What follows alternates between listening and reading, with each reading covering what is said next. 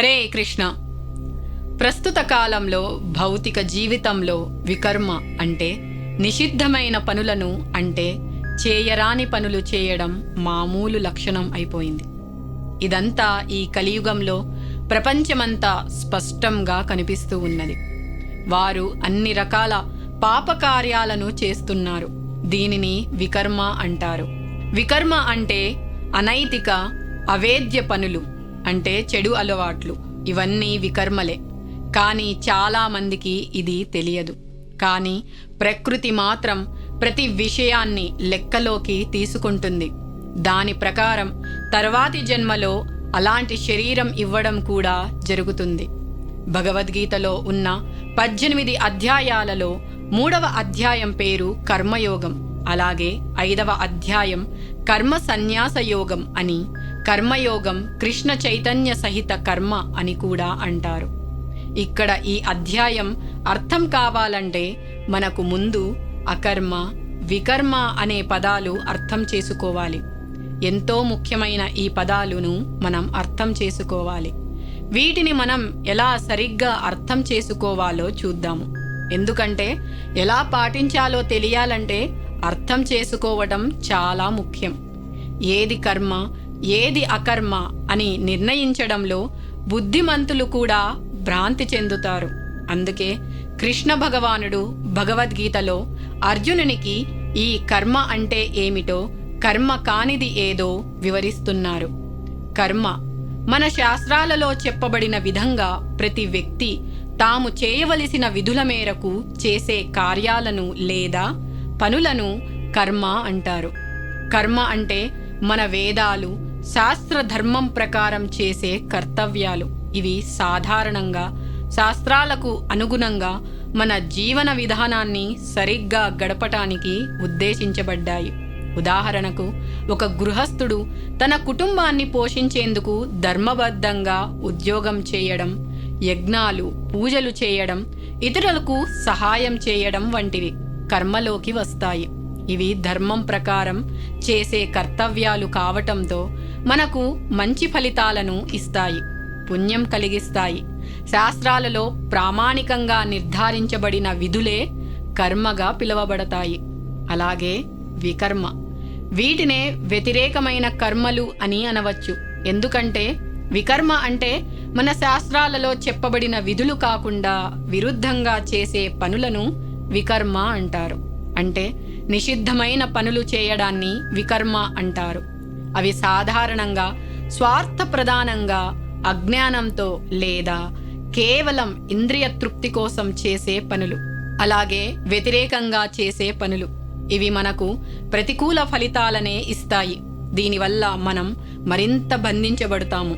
వికర్మ వల్ల మనం ఆధ్యాత్మిక ప్రగతికి దూరమై భౌతిక జీవితంలో మరింత చిక్కుకొని పోతాము. మనకి శ్రీమద్ భాగవతం 5వ స్కందం 5వ అధ్యాయం 4వ శ్లోకంలో ఇలా చెప్పబడింది: నూనం ప్రమత్తః కురుతే వికర్మ యద్ ఇంద్రియ ప్రీతయా ఆప్రునోతి న సాధు మన్యే యద్ ఆత్మనోయం అసన్నపి క్లేశద ఆసదేహః. అంటే మనుష్యులు ఇంద్రియాల సుఖం కోసం పాపకార్యాలలో మునిగిపోయి వికర్మలను అంటే విధి విరుద్ధ పనులు చేస్తున్నారు. ఈ తాత్కాలిక శరీరం ఆత్మకు కష్టాలను కలిగిస్తుంది అని ఋషభదేవుడు తన కుమారులకు ఉపదేశిస్తూ చెబుతున్నారు. ఇంద్రియాల తృప్తి కోసం ప్రజలు పాపకార్యాలలో మునిగిపోతున్నారు. కానీ ఈ తాత్కాలిక శరీరం కష్టాలను మాత్రమే అందిస్తుంది, కానీ శాశ్వతమైన ఆనందాన్ని కాదు. అందుకే ఋషభదేవుడు అనేక సంవత్సరాల ముందే తన కుమారులను హెచ్చరించారు. ప్రజలు పూర్తిగా పిచ్చిగా మారి అన్ని పాపకార్యాలలో మునిగి ఉన్నారు. వారు ఏది పాపం, ఏది పుణ్యం అనేది తెలుసుకోలేరు. వారికి అన్నీ సరిగ్గా ఉన్నట్లే అనిపిస్తుంది. కానీ ప్రకృతి మాత్రం ప్రతి విషయాన్ని లెక్కలోకి తీసుకుంటుంది. దాని ప్రకారం తర్వాతి జన్మలో శరీరం ఇవ్వడం కూడా జరుగుతుంది. ఇక అకర్మ. అకర్మ ఇక్కడ కేవలం పదానికి అర్థం తీసుకుంటే ఏ పని చేయకపోవటం అని అర్థం వస్తుంది. కానీ భగవద్గీత 4వ అధ్యాయం 18వ శ్లోకంలో శ్రీకృష్ణ భగవానుడు పలికిన విధంగా మనం అర్థం చేసుకోవాలి. అంటే దీని అసలు అర్థం, కృష్ణ భక్తి భావంలో ఉన్నవారు సహజంగానే కర్మబంధాల నుండి బయటపడిన వారై ఉంటారు. వారు ఎప్పుడూ కూడా కృష్ణుని కోసమే పనిచేస్తారు. అందుకే కర్మ ప్రభావం వారిపైన ఉండదు. ఆ సుఖదుఖాలు కూడా ఉండవు. ఇక్కడ అకర్మ అంటే కర్మఫలం లేకపోవడం అని అర్థం.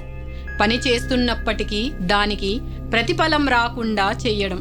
ఇది కృష్ణ చైతన్యంతో చేసే కర్మలు. అంటే స్వార్థం లేకుండా కేవలం కృష్ణుని సేవ చేయడం. ఇలా చేసే కర్మలు మనకు కర్మబంధం కలిగించవు. ఇక్కడ మనం తెలుసుకోవలసింది ఏమిటంటే, కృష్ణ భక్తి భావనలో చేసే సేవలలో కర్మగాని వికర్మగాని ఉండవు. కర్మణ్య కర్మయ పశ్యేత్ అకర్మణి చ కర్మయః స బుద్ధిమాన్ మనుష్యేషు సయుక్త కృష్ణ కర్మకృత్. కర్మ మన శాస్త్ర ప్రకారంగా విధిగా చేసే కర్తవ్యాలు మంచి ఫలితాలను ఇస్తాయి. అకర్మ అంటే కృష్ణుడికి అర్పణగా చేసే కర్మలు. దీనివల్ల బంధనం లేని స్థితి పొందవచ్చు. ఇక వికర్మ పాపకర్మలు లేదా శాస్త్రధర్మానికి వ్యతిరేకంగా చేసే పనులు. ఇలాగా ఎలాంటి పని చేయాలి, ఎలాంటి పని చేయకూడదు అని బోధించే ఈ భగవద్గీతను అందరూ తీసుకొని చదవండి. హరే కృష్ణ.